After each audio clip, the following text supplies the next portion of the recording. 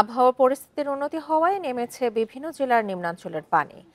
স্বাভাবিক হয়েছে বিদ্যুৎ সরবরাহ। টানা বৃষ্টি ও জোয়ারে নিমজ্জিত নোয়াখালী, ভোলা সহ উপকূলীয় এলাকায় চলছে ক্ষয়ক্ষতি নিরূপণের কাজ। এছাড়া সকাল থেকে দক্ষিণবঙ্গের বিভিন্ন জেলায় স্বাভাবিক হয়েছে লঞ্চ চলাচল। নিম্নচাপের প্রভাবে নোয়াখালীর হাতিয়ার, নিঝুমদ্বীপ সহ বেশ কিছু এলাকা গত দুদিন জোয়ারের পানিতে প্লাবিত হয়েছিল।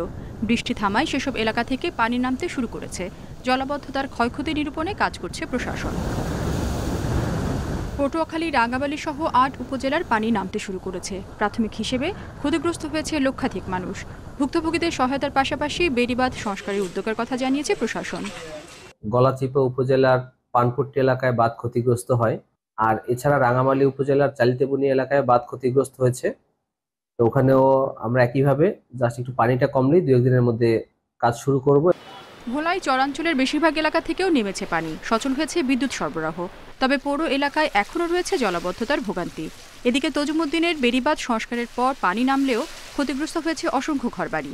বেড়ি সিরিয়া গেছে, পানি আইছে, পানি আইয়া হতে আমার ঘর দুয়ার ব্যাগ লয়ে গেছে, আমার রান্না বান্না ব্যাগ লয়ে গেছে, আমার হতে লই গেছে, আমরা ব্যাগের লোকজন আমার টাইনা ইচ্ছা উঠাইছে। এখানে অনেকগুলি ঘর বাড়ি বিধ্বস্ত হয়েছে এবং আমাদের গবাদি পশু সহ জানমালের ব্যাপক ক্ষতি হয়েছে। আবহাওয়া স্বাভাবিক হওয়ায় শুক্রবার রাত 9টা থেকে বরিশাল ঢাকা রুটে লঞ্চ চলাচল শুরু করেছে। আর সোমবার সকাল থেকে চলছে সব অভ্যন্তরীণ রুটের লঞ্চ।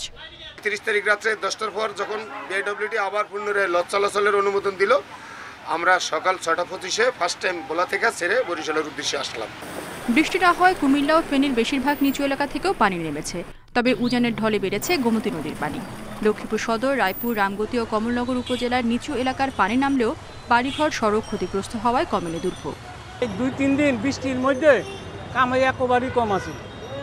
এখন মনে করেন আজ পরিস্থিতি তো আকাশের ভালা রোগ দেখতে পাচ্ছে মানুষ, একটু মানুষের আতঙ্ক কাটছে, এই আর কি। মানুষ এখন স্বাচ্ছন্দ্যে বাইরে হওয়ার সাহস করতেছে। রাঙ্গামাটি ও খাগড়াছড়িতেও থেমেছে বৃষ্টি। তবে পাহাড় ধসের কারণে বান্দরবান রুমা সড়কে এখনও যান চলাচল শুরু হয়নি। বিকল্প হিসেবে রোয়াংছড়ি রুমা সড়ক ব্যবহার করছেন স্থানীয়রা।